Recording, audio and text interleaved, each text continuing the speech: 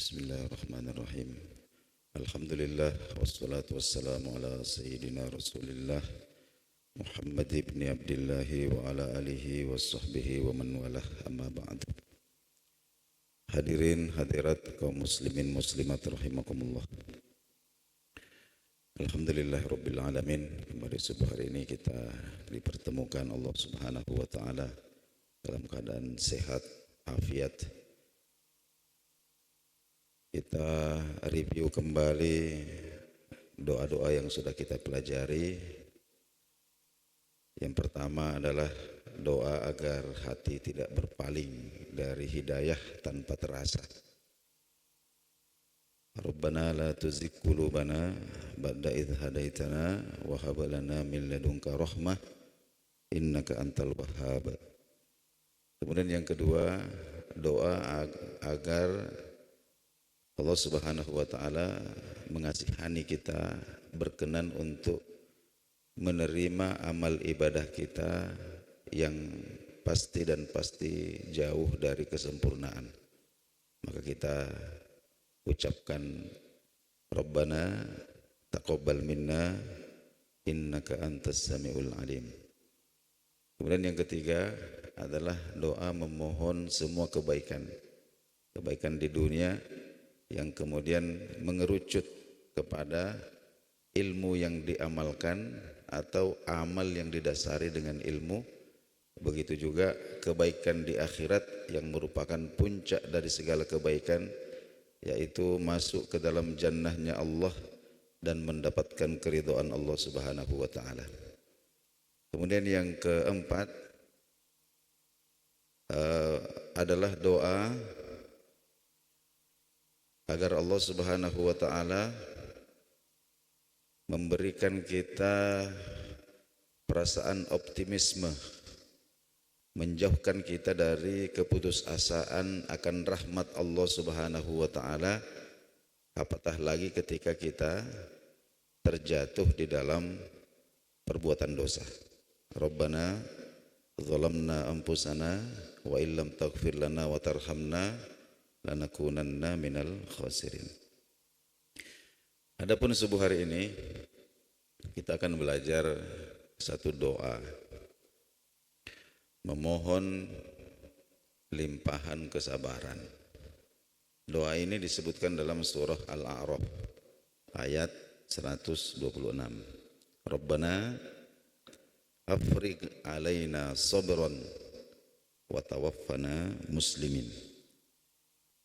Rabbana, ya Rabb kami, Tuhan kami, afrigh alaina. Afrigh ini dari afroga yufrigu. Artinya itu ketika kita menuangkan sesuatu pada satu tempat sampai penuh betul. Tidak ada celah yang tersisa kecuali dipenuhi. Nah, jadi ketika kita mengatakan Rabbana, ya Tuhan kami, afrigh alaina, penuhilah kami. Ya, maksudnya mulai dari ujung rambut sampai ujung kaki. Jangan ada celah yang tersisa.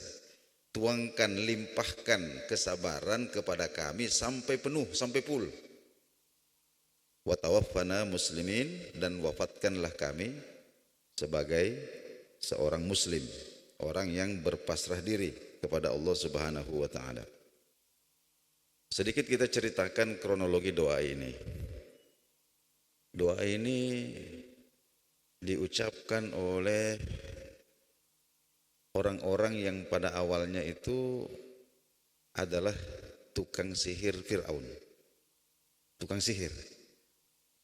Itu dalam pembahasan tafsir itu, kalau kita baca surah Al-A'raf itu, ada juga dalam surat Toha ayat 71 sampai 76. Kalau dalam surat Toha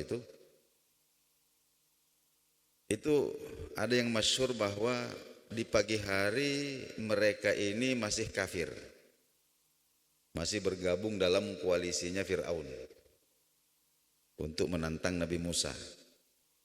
Nah, tapi di sore hari mereka sudah gugur sebagai orang yang syahid. Jadi pagi hari kafir, sore-sore ini sudah gugur sebagai orang yang mati syahid. Nah, ini adalah tukang-tukang sihirnya Fir'aun. Jadi singkat cerita, kalau kita mau ringkas ini, ketika Nabi Musa dan kakaknya, yaitu Nabi Harun alaihi wassalam, diutus oleh Allah Subhanahu wa taala ke Mesir untuk kemudian berdakwah kepada Firaun, dan satu misi yang paling utama adalah membebaskan Bani Israel yang ketika itu hidup di kem-kem pengungsian sebagai budak. Nah, ketika Nabi Musa berdiri di hadapan Firaun, kita tahu bahwa Firaun ini salah satu penguasa yang mungkin jarang, artinya banyak penguasa dengan kekuasaan besar, tapi kalau sampai mengaku Tuhan itu jarang. Dan satu di antaranya ini adalah Fir'aun. Dia mengaku Tuhan dan memang dituhankan oleh rakyatnya. Jadi ketika Nabi Musa sampai di hadapan Fir'aun, kemudian beliau mengatakan bahwa saya ini utusan Allah. Saya minta Anda untuk membebaskan, melepaskan Bani Israel, saya mau bawa. Ketika itu kemudian Fir'aun mengatakan, tunjukkan apa buktinya kalau kamu itu utusan Tuhan. Wong saya ini Tuhan kok, saya tidak pernah kirim-kirim utusan. Kira-kira begitu. Kemudian ketika itu di tangan Nabi Musa itu ada tongkat kayu. Beliau biasa gunakan untuk menghalau binatang gembalaannya. Beliau lemparkan tongkat itu. Atas izin Allah kemudian tongkat ini berubah menjadi ular besar. Kemudian yang kedua, beliau keluarkan tangannya dari saku, kemudian tangannya ini memancarkan cahaya yang sangat terang. Ketika itu Fir'aun namanya Ramses, ya agak tertegun. Wah, ini betulan ini. Tapi ketika itu ada katakanlah pembisik-pembisiknya yang kemudian mempengaruhi Fir'aun, yang mengatakan bahwa itu sihir. Itu sihir. Kita ini tidak kekurangan tukang sihir. Ya, sebab boleh dikata pada zaman Nabi Musa alaihissalam itu jurusan yang paling diminati untuk dipelajari itu adalah sihir. Ya, jadi banyak kita punya stok penyihir. Jadi bagaimana? Kita adakan pertandingan. Kita kumpulkan semua tukang-tukang sihir kita dari seluruh pelosok Mesir, kita bikinkan arena, kemudian kita tandingkan dengan Musa. Nanti kita lihat siapa yang menang. Nah, akhirnya kemudian itu dalam Quran diceritakan, maka dikumpulkanlah tukang-tukang sihir dari seluruh pelosok Mesir itu. Nah, dan pada awalnya mereka mengatakan kepada Fir'aun, kalau kami menang, kami dapat apa? Fir'aun mengatakan, kalian akan menjadi orang yang didekatkan. Kalian punya kedudukan lah. Kalian punya akses langsung sama saya. Kalau kalian bisa mengalahkan sihirnya Musa itu. Akhirnya dikumpulkanlah tukang suang sihir ini berhadap-hadapan dengan Nabi Musa alaihissalam dengan ditontong oleh mungkin kalau hari ini puluhan ribu pasang mata hari itu. Maka kemudian tukang sihir ini mengatakan kepada Fir'aun, siapa yang lebih dahulu menunjukkan kebolehannya, kamu atau kami? Maka kemudian Nabi Musa mengatakan, alqu, silahkan kalian dulu. Lalu tukang-tukang sihir ini yang jumlahnya ratusan orang, ini kemudian bersamaan melemparkan tali-tali. Jadi mereka melakukan sihir yang hari ini kita sebut sebagai ilusi, yaitu membayangkan dalam pandangan orang sesuatu yang tidak sebenarnya. Bagaimana tali-tali yang kemudian dilemparkan ini kemudian dengan triknya dalam pandangan orang-orang yang ada di situ berubah seolah-olah itu adalah ular-ular. Jadi ketika kemudian itu terjadi, maka Nabi Musa pun kemudian melemparkan tongkatnya, lalu tongkatnya ini memakan semua, memakan semua tali-talinya tukang sihir ini. Sehingga ketika menyaksikan fakta itu, mereka kemudian menyadari bahwa apa yang ditunjukkan oleh Musa ini bukan sihir. Karena tidak seperti yang mereka tunjukkan. Ini bukan ilusi mata. Bahwa tongkat ini bukan hanya berubah dalam pandangan mata, tapi memang berubah zat, berubah esensi, memang dari kayu menjadi ular betul. Dari kesadaran itu kemudian apa yang terjadi? Maka masuklah iman di dalam hati mereka, bahwa apa yang disampaikan oleh Musa ini adalah kebenaran. Akhirnya apa yang terjadi? Mereka bersujud. Lalu kemudian mengatakan, amanna bi rabbil alamin. Kami beriman kepada Tuhannya semesta alam ini, Rabbi Musa wa Harun, yaitu Tuhan yang didakwahkan oleh Musa dan Harun. Bisa kita bayangkan betapa masyghulnya, betapa gusarnya Fir'aun ini dipermalukan di hadapan puluhan ribu pasang mata. Bagaimana orang-orang yang awalnya berkoalisi dengan dia ini lalu kemudian berbalik arah. Sehingga itu kemudian mereka semua ditangkap. Tukang-tukang sihir ini semuanya ditangkap. Lalu kemudian Fir'aun mengancam, kalian cabut kembali pernyataan kalian itu. Cabut kembali keimanan kalian kepada, pernyataan iman kalian kepada Tuhannya Musa itu. Saya ini Tuhan kalian. Kalau tidak, saya akan hukum kalian dengan hukuman yang berat. Itu dalam Quran disebutkan hukumannya itu adalah dipotong anggota tubuhnya secara bersilangan. Jadi kalau tangan kirinya yang dipotong berarti pasangannya adalah kaki kanan. Kalau tangan kanan yang dipotong berarti pasangannya adalah kaki kiri. Lalu kemudian disalib, dipaku di batang kurma sampai mati untuk dipertontonkan. Itu hukuman yang. Tapi apa yang terjadi, bapak-bapak, saudara-saudara sekalian? Begitu Allah Subhanahu wa ta'ala memasukkan iman di dalam hati mereka, maka ketika mereka sudah berada di ambang pelaksanaan hukuman mati ini, tinggal menunggu detik-detik ketika mereka akan dihukum mati. Disitulah kemudian mereka berdoa kepada Allah Subhanahu wa ta'ala. Itu doa yang kita sebutkan ini, Rabbana afriq alaina sabra wa tawaffana muslimin. Ya Allah, penuhi hati kami ini dengan kesabaran. Apa yang kami hadapi ini benar-benar akan menguji keimanan kami. Kalau Engkau tidak tolong kami dengan memberikan kesabaran di dalam hati kami untuk menghadapi rasa sakit, bagaimana kami bertahan melawan rasa sakit dari hukuman Fir'aun ini, maka kami pasti tidak akan bisa. Jadi berikan kesabaran agar kami ini bisa wafat, bisa mati kembali kepadamu sebagai seorang muslim.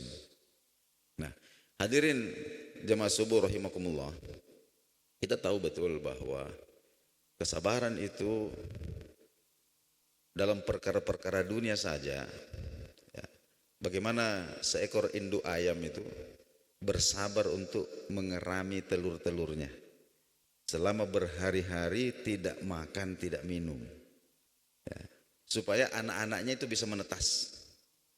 Ini kesabaran ayam. Bagaimana kemudian kesabaran seorang ibu, termasuk ibu kita yang mengandung kita selama berbulan-bulan dengan perasaan yang tidak enak, sampai kemudian melahirkan, sampai kemudian membesarkan, bahkan sampai dewasa pun. Kadang-kadang orang tua kita ini masih perlu bersabar menghadapi kita. Bagaimana guru-guru kita di sekolah?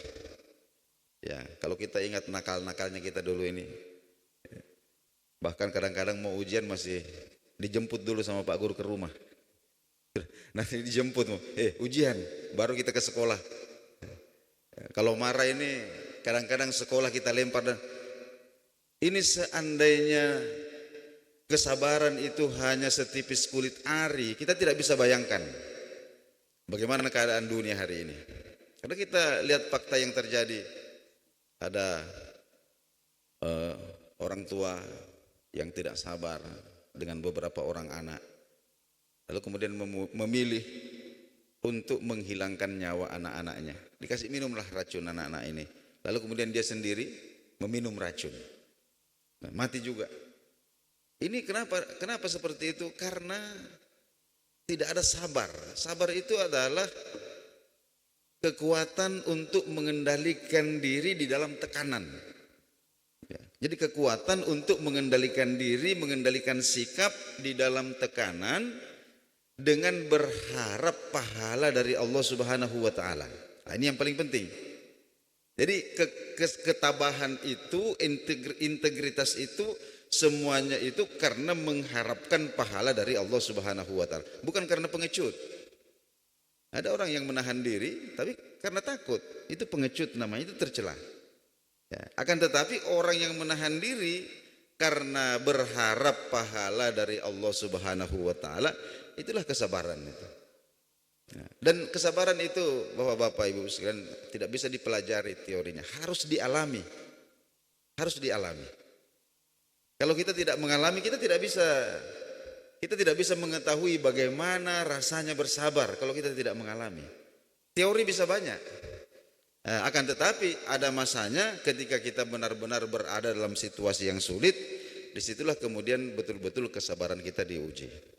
Dan Nabi kita Shallallahu Alaihi Wasallam sabdakan bahwa tidak ada satupun yang melebihi kesabaran Allah Subhanahu wa taala ketika mendengarkan sesuatu yang tidak menyenangkan. Ya. Allah Subhanahu wa taala. Manusia menuduhnya punya anak. Ya. Manusia menuduhnya punya anak.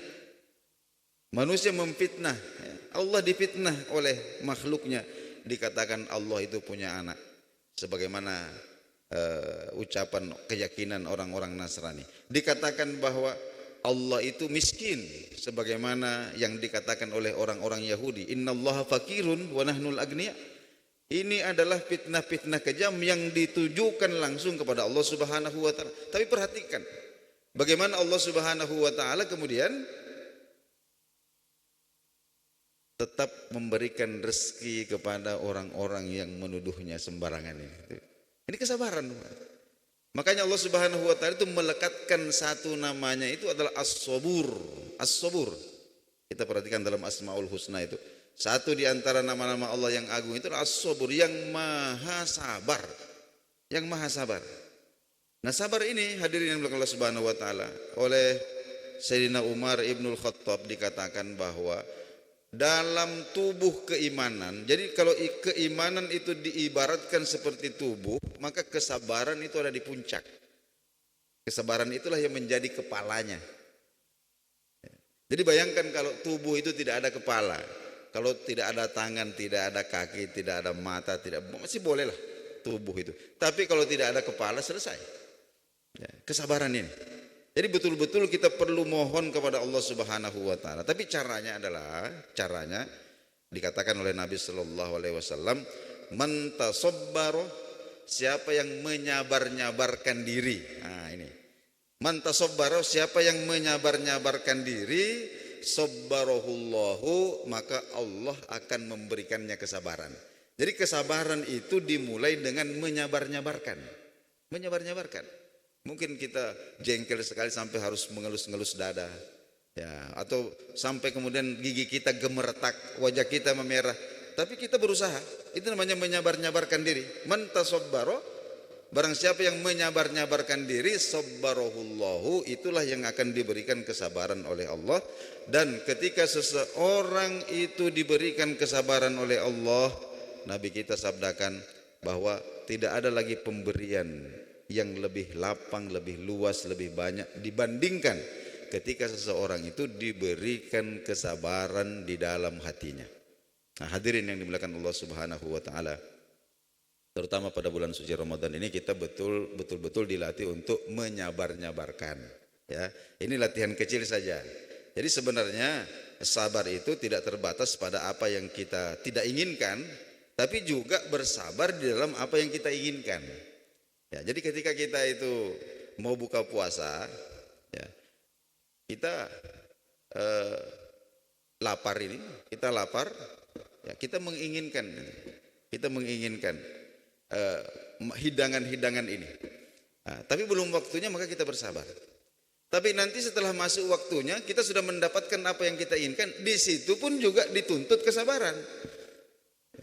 Tapi kalau kita tidak bersabar, lalu semuanya kita makan, tidak tercampur, sudah yang panas, yang dingin, yang asin, yang pedas, maka ini juga datangnya adalah musibah juga.